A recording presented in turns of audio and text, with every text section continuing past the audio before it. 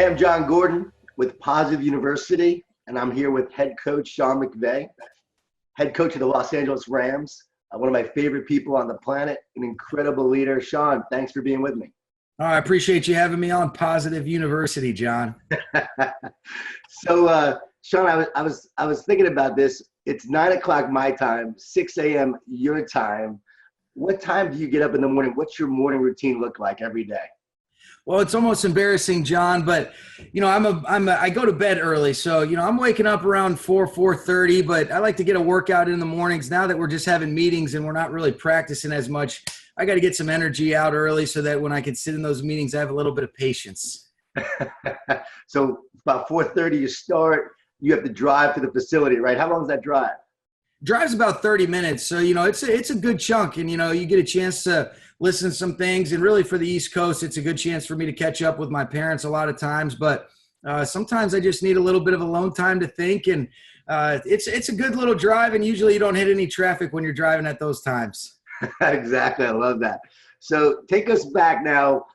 High school. A lot of people don't know that you were Mr. Football in the state of Georgia, the best football player your senior year. You won a state championship. What do you remember most about, those high school years? Yeah, it's almost embarrassing when you go back. My mom loves to tell that story, John, but I don't know if I was the best football player. I was on a really good football team, and I happened to be the quarterback. And we all know that sometimes you get a little bit more love than you probably deserve when things go well. But what I do remember just going back, I went to Marist High School, and it was a great experience for me. And I think early on, John, just being exposed to, you talk about positive leaders that are consistent with their daily approach. That was Alan Chadwick, our head coach.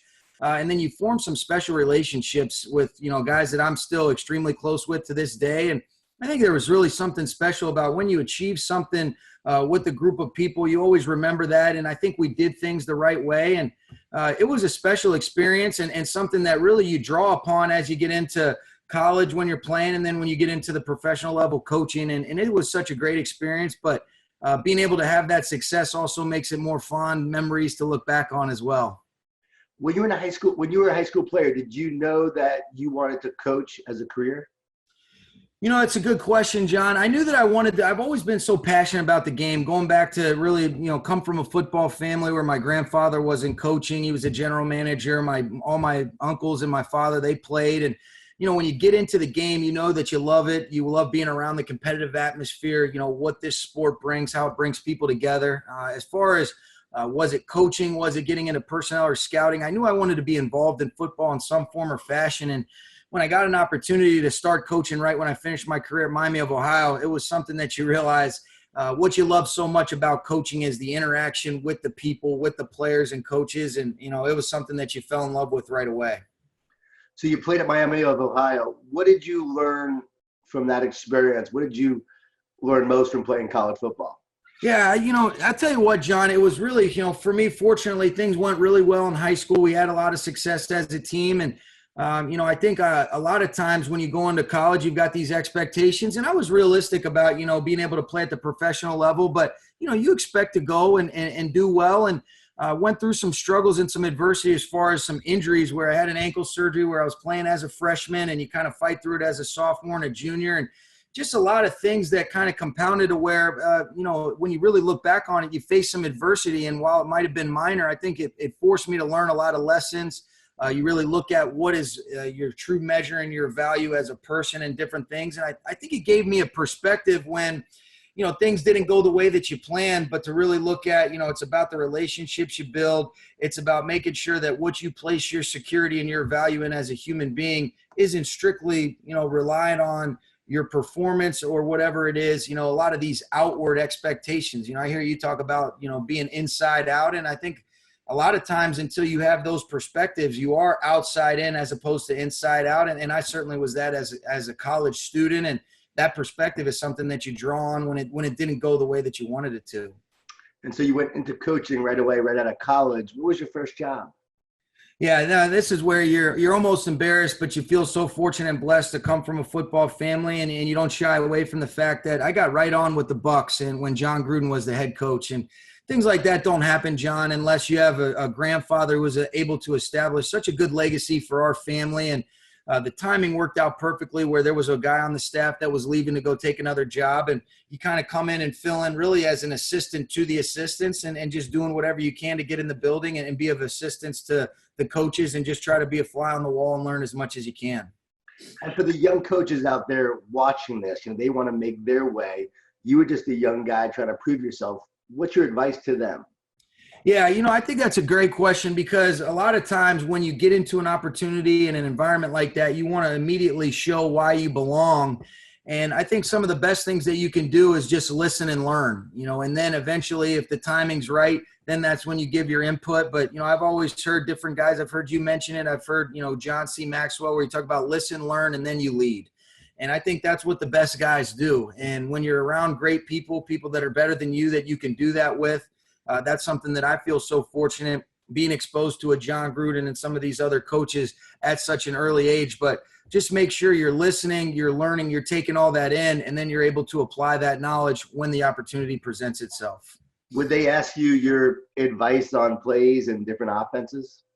Really early on, I don't think it would have been smart to ask my advice. I would have just messed things up. So I think it really what it was drawing back on it. What a humbling experience. And I think every year in coaching provides an opportunity to look back and be critical of yourself. But I think back to those years, how little you knew. And, it's almost like, you think you know what you're doing as a college player, then you get into coaching. And, for me, it was an eye-opening experience. And I think it was something that, it's a really humbling business. But when you're around the right people, like I was saying, John, you give yourself a chance to grow, because you have mentors that are willing to put their arm around you and be invested in you.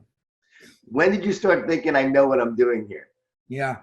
I would say that, really after we left Tampa that first year, and then you get a chance where now, back in Oakland, he'll do a great job coaching there, but he had his FFCA, his famous Fired Football Coaches Association, and you get some really one-on-one opportunities to learn from Jon. And what he did was he did such a great job of teaching the game from a big picture perspective, and then really looking at it where, you don't want to just be able to coach the quarterback. Can you coach all 22 and be able to communicate with an Aaron Donald in the same language that Wade Phillips is? And I think, that's something that you wanted to be intentional about. And as you start to accumulate that knowledge, and it's a never-ending process of continuing to learn with the way that this game evolves. But I think that second year really provided a great foundation where you're starting to think, I've got an understanding of how the big picture works, but being able to put it together, every year provides such a great learning opportunity. But that second year in coaching, I think, is where I learned the most, working under Jon and working with Jon Gordon.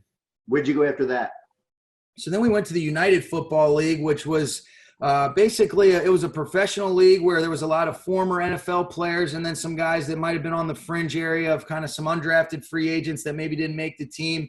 And that was this at the time there was 4 games involved, and Jim Haslett was the head coach.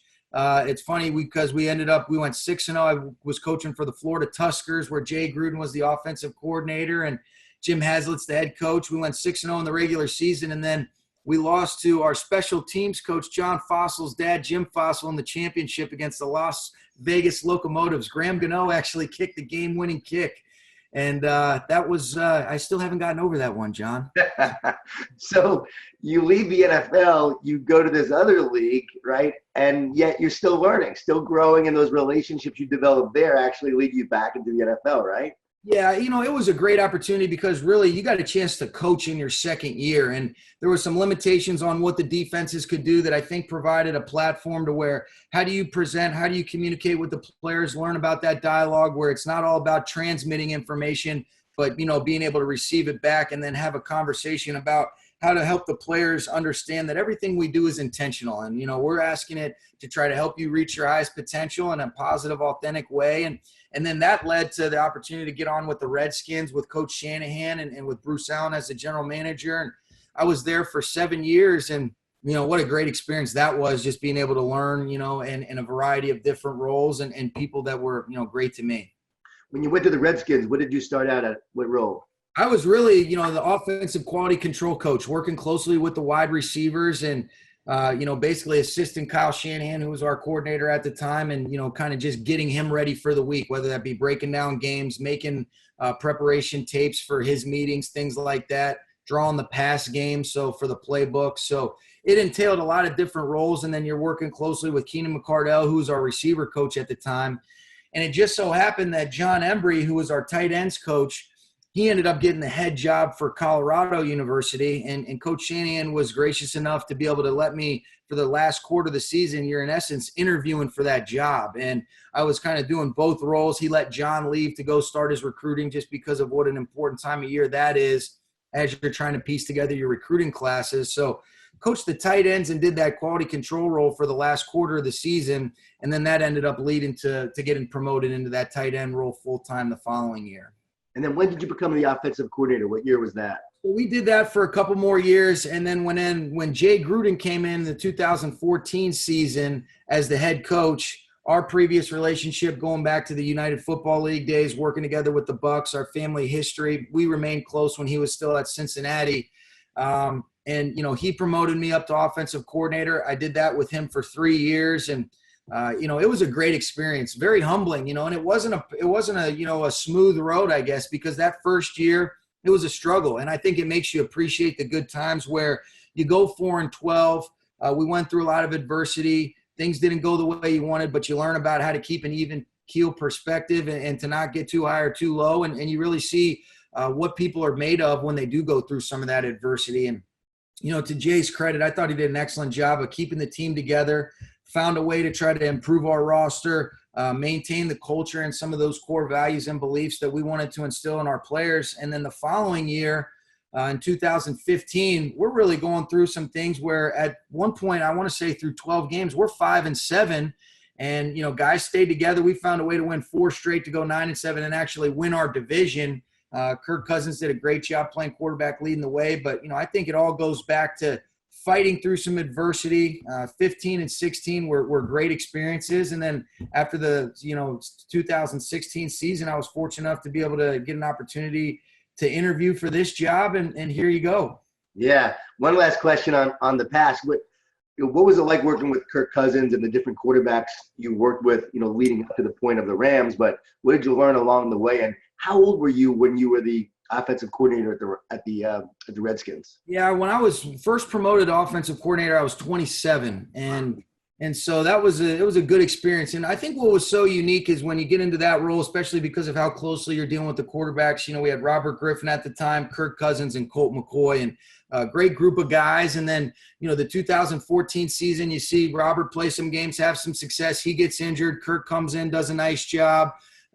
Colt played, had a big win on a Monday night game against Dallas when they had a great season. So a lot of different experiences where all three of those guys got to play significant snaps. And then we came back the following year, kind of a wide open deal. Kirk ends up winning the job, and just watching him continue to improve, watching just how conscientious he was about his preparation, the way that he dealt with his teammates.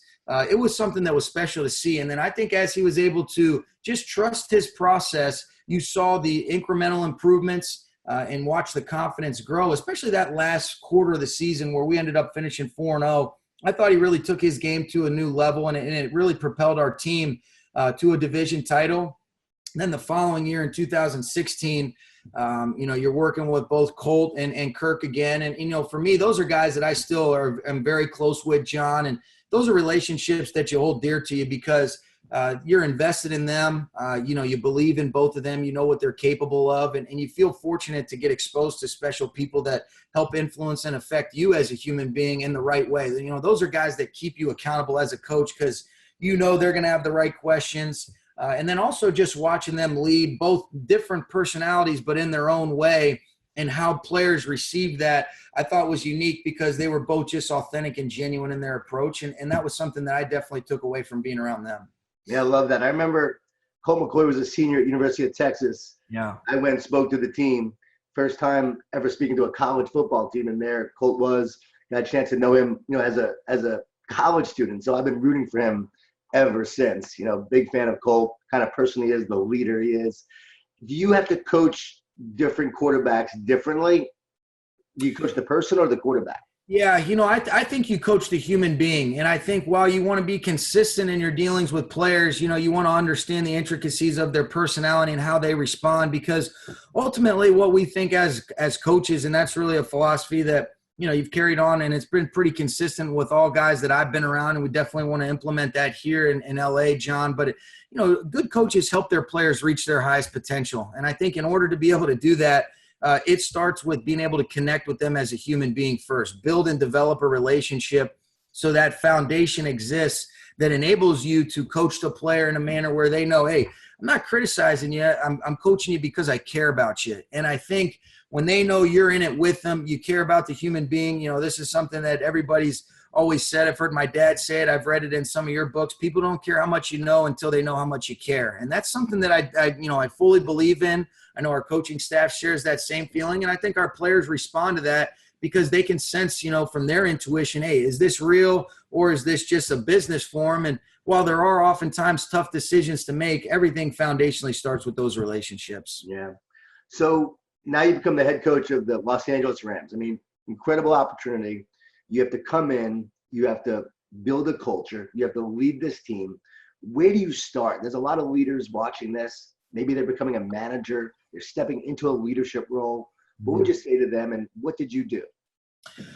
Well, I think the first thing is, fortunately, it's always been something that you've really been interested in, whether it be reading a lot of your books that have been influential on some of the core beliefs and values that we have, but then also being able to, talk to your coaching staff and really be able to establish, okay, what do we want to stand for? What are our core values, our core principles that are going to guide our everyday process, that are going to help us develop a legitimate standard of performance that, can serve as that guiding light, day in and day out for our team. Because a big believer in, there's a lot of things, and especially in such an objective driven business where, hey, everybody wants to win a Super Bowl, but what are the temporary milestones, or what are the things that we can focus on every single day that then will lead to us giving ourselves a chance? But, really what it started with, I can remember April 10th was our first team meeting. John, you're a little nervous and excited to talk to the guys the first time, but, you legitimately start out with the culture, because I think back to, just reading your books, the one that you wrote, you went in the locker room first with Coach Smith, and a lot of those things I think are so important where, culture drives expectations and beliefs. Expectations and belief drive that behavior. Behavior creates habits, and then habits create the future. But it all starts with culture. And those are things that we firmly believe in. And I think it was something that was very important to try to establish, again, that foundation where everything is, started. What did you want the Rams to be known for? Because that's what you and your leadership team discussed. Yeah. What were those values? What were those? I think the first thing that we talked about is we wanted to establish a culture of we, not me. And, we always talk about there's something, we before me, we, not me, but there's something truly special about being a part of something bigger than yourself. And we felt like the two key components to helping establish and maintain our culture of we, not me, John, were, first of all, it's our character, our football character, and our communication. And we really broke down our football character into 4 phases. And I think it's very important, and we feel it's important to define things for our players. And when you talk about football character, what does that really mean? Everybody kind of uses it, but what does it really mean? And, the first thing we start with is discipline. And what discipline for us is doing what you're supposed to do, how you're supposed to do it, and doing it that way all the time. And that's one of the phases. And then accountability, and that's taking full responsibility for your actions, for your performance, no excuses, no complaining. Dependability, being dependable to compete to the best of your ability in every single thing that we do. And then the last part of our football character, which we broke down into 4 phases, is coachability. And I think this is something that's extremely important, is it's the desire to improve by listening and then implementing a coach's critiques or instructions to help yourself improve. And nobody's above being coached, especially not me as a head coach. I'm not perfect. But you got to be accountable, and you've got to be coachable to be able to learn. And then communication is the other part of it. And, there's visual and verbal communication, but, that communication's got to be clear, open, and honest, John. And that's really important, especially in our business where a lot of times things get gray and it's easy not to communicate when you get busy. But what do you always say? Where communication lacks, negativity fills the void. And so I would say it always starts with that character and that communication, John. How often did you have to reinforce these values, right? Because it's easy to read a book. I talk about it a lot, right? We can talk about it, I can share it, but it's the leader that drives it. And what I love is that you and your leadership team, your coaches, you drove the culture. Your players, they drove the culture. How do you drive that forward to take these principles off the walls, right, and live them? Well, I think the first thing is it's got to be something that you genuinely believe in, because if it is something that you truly believe in, oftentimes you see where it's just a check off because you feel like you've got to do that. But if you truly believe in it, I think first and foremost, your players feel that. And that's something that you can't really describe. They just have that intuition where you can feel this is something that we do value. And then I think it's also important, just like you teach your playbook in increments, you don't want to just give all that information that I'm just giving right there even. You want to give it to them in bite-sized increments, because I think if you try to overload it early on, it gets watered down and then you don't really know what are we emphasizing. But if you do have a clear-cut message and a philosophy, what are those values? You'd like to think that all of our players on the team last year, they could say, hey, what are the two things that help us establish our culture of we, not me? And you'd like to be able to say, they can all say, hey, it's our football character and it's our communication. And that's both verbally and visually. And you want to revisit that. And the nice thing about football is, and really sports in general, there's different creative ways to continue to revisit these messages where it's not saying the same thing, but it's still giving the same message, whether that be through videos, letting some of your other coaches address the team, using it where, hey, this is a great example of football character post-game. Look at the way that, things didn't go the way we wanted to, and you watch a Cooper Kupp or a Jared Goff or a Gurley. They take full accountability and responsibility for what they do. They say, hey, we're not going to make any excuses. We're going to get better. We're going to look at the film, and we're going to move on. Or when you always hear these guys talk about, when things go well, it's about we, you don't ever hear I, and that's what you're really, pleased just to be a part of it because of the types of leaders we have in our locker room. Yeah, people think that, it's all about the leader having all the answers. But what I love about you is you seem to really rely on your other leaders. You learn from everyone you meet. Tell us about that leadership style. Yeah, no, I think the thing too, John, is the one thing that, people ask is, what do you like the most about, being a head coach? And I would say it's the platform it provides to learn from great people. You get a chance to meet a variety of different people. But then when you really look at our coaching staff, that was the first thing is when you just look at, all right, the experiences help shape and establish a lot of your beliefs and what you've been exposed to. But I'm not going to pretend to have the answers to things I don't know. But when you do have a Wade Phillips on your staff, when you have some other veteran coaches that you can rely on, a John Fossil, who he's been a special teams coordinator for a long time. He's been a head coach for a few games. And that's where those are guys that you can really rely on, lean on them through their advice, their perspective, and they're good people too. We're always looking for good people that are good football people. And I think when you get people that are all collaborating, there's clear, open, and honest communication for everybody to go in the same direction. And then you're not afraid to say, hey, help me understand this. Let's be coachable. And I think that's a big part of it. And it goes back to the listen, learn, and then you lead kind of theory that we talked about earlier in the conversation. So I know you're a really positive person. You're an incredible positive leader. How do you keep the team positive throughout the season? You had some setbacks, right? You had some losses. How do you as a leader help them stay positive to continue to move forward when people might get down? It's funny that you mentioned that, because I think one of the things that you do realize, which is such a great responsibility and something that you love, is it is a challenge, because there's a lot of different things that could force you to go another direction. But I've heard, in your guys' book, you win in the locker room first. No such thing as bad days, only bad moments. And I think that's true. And I think it's a fine line between, being authentic and real with these guys, but then also not letting something get you bent out of shape unnecessarily. And I think you always want to have that positive, optimistic belief, expectation approach. And you talk about the mental toughness, fighting through some adversity, being your best regardless of the circumstances. But when you do have the platform, especially as a head coach, to influence and affect people, you got a decision to make. Do you want to do it in a positive way, or do you want to be somebody that's not really going to be that influence? You're going to be negative, and then you can really watch the effect that it has on your team. And if you're truly looking inward and you want to be the leader and the example that you set out to be, that is the right way to do it and what you truly believe in your heart, it's something you've got to be mindful of. I wouldn't say that it's easy, but I think you always know this is the right way to do things, and that's what we're always striving to do. And, at the end of the day, you are still coaching football, doing something that you love. And if we're having to learn from a little bit of adversity or a setback, these are positive problems. Yeah. What about when you're winning? How do you keep the guys from getting complacent? That's a great question. And I think that's why you're so impressed when you watch some of these other places, their ability to sustain and stay consistent over time. I've seen you talk to Coach Sweeney a lot. You look at just in the NFL, the consistency at which Coach Belichick and the Patriots have done things, and Coach Saban at Alabama. But I think one of the things that's really important is, you just be consistent in your everyday approach. And whether you win or you lose, you're always process driven. And that's why we focus on our process. We have a standard of performance, and those kind of guide you day in and day out, where you're not going to say that you're just so stringent in your ways, but when necessary, you adapt, you adjust, and then you evolve because of what this game entails. But if things are going well, it's really just that one day at a time, what's next mindset and mentality. You hear people talk about, we're looking out the front mirror instead of in the rear view. Whether it's been good or bad, you've got to move on. And that's what's so special about football.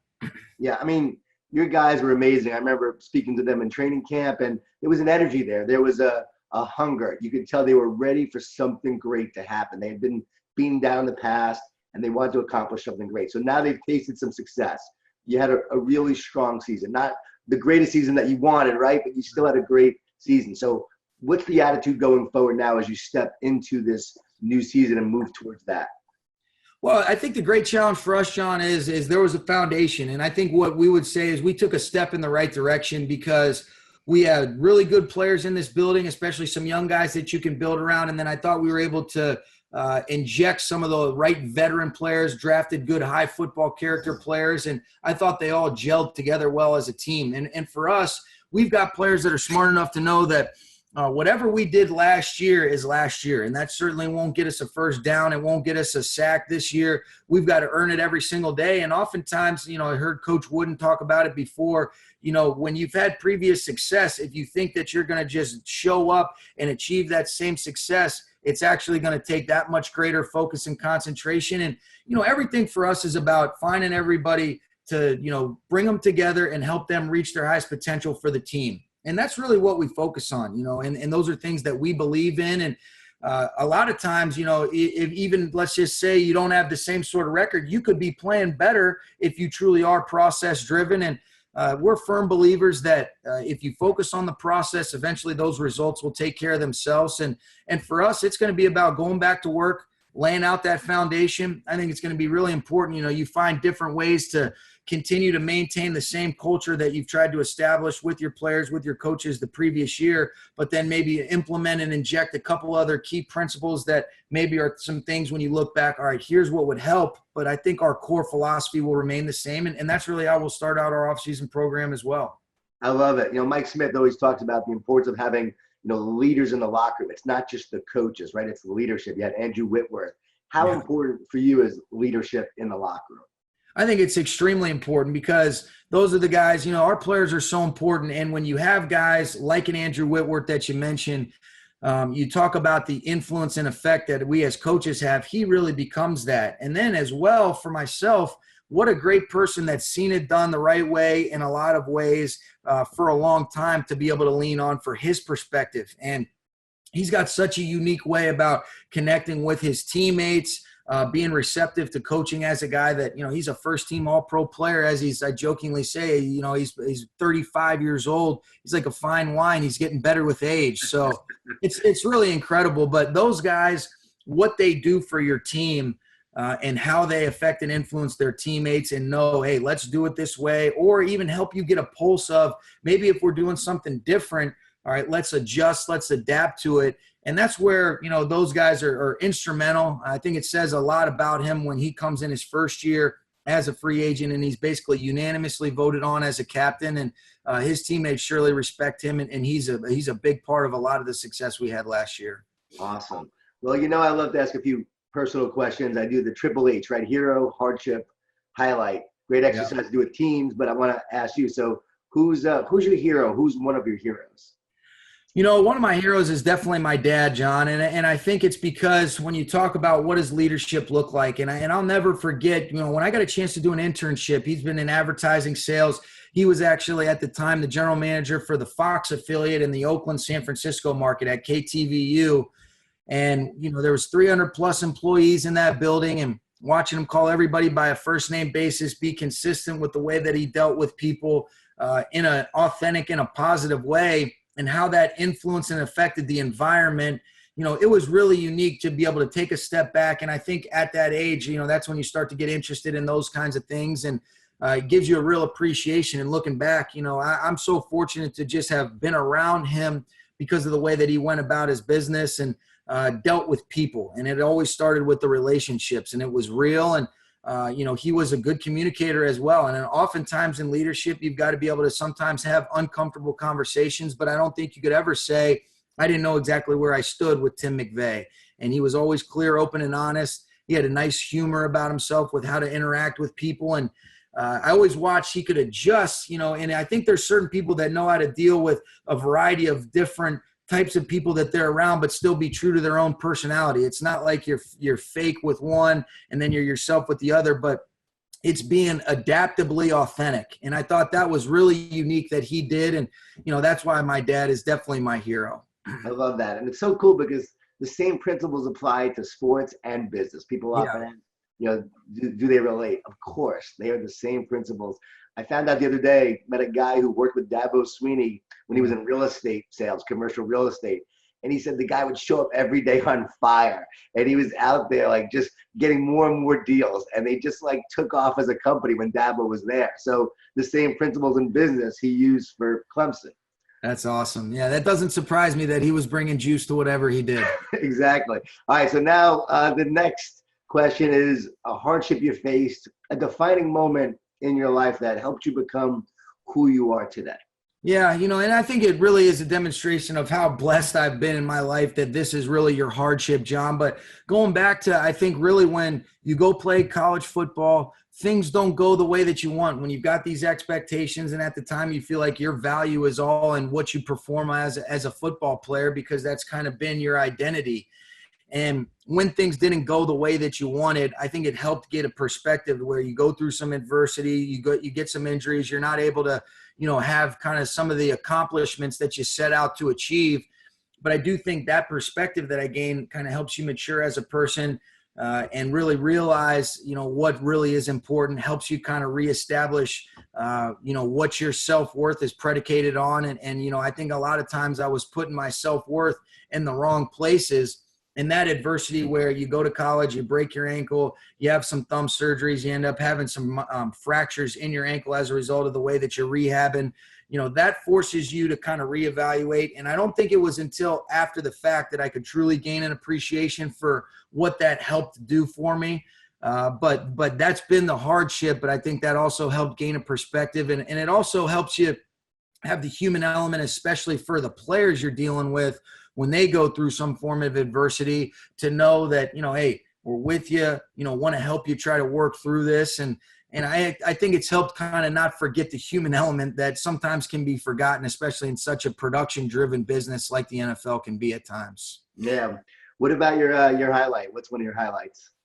I would say the highlight, I just think, certainly this past year, being able to get into this role, but I would say, especially, when you realize what a special, unique opportunity is, the highlight was being able to share a division championship with our teammates, with our team and with our coaches last year. That feeling in the locker room after we won against the Titans, to be able to, to win NFC West, and watching some of these guys that have been a part of this team for a while, and see those guys be able to accomplish one of the goals that you set out to do.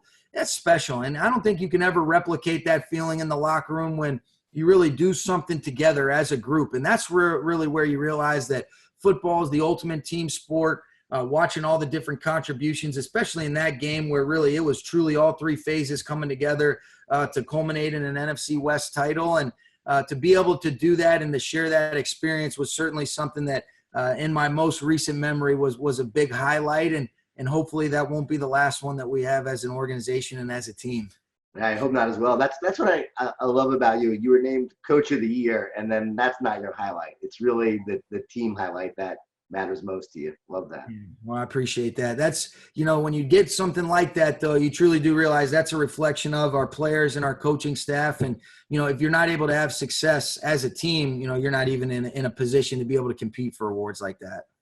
Okay. And then last two questions. What's your word for this year? Do you have a word for 2018 that you picked to drive you to be your best? I love the one word. I think the biggest thing, John, that last year was lead for me. And I think it was lead in the right way. And as we're continuing to establish some things, that feels like it continues to be appropriate, but I'm still kind of in the process of looking inwardly at what you can do. I think, it might even be communicate or continue to listen better. But I think as long as you're focused on those core things, you can always do them at a higher level. I mean, we've talked about Coach Rivers before, and one of the best communicators there is. And you asked him, what can he do better? And he says, I can communicate better. And that kind of gives you a perspective of whatever those core values, those core beliefs that you have.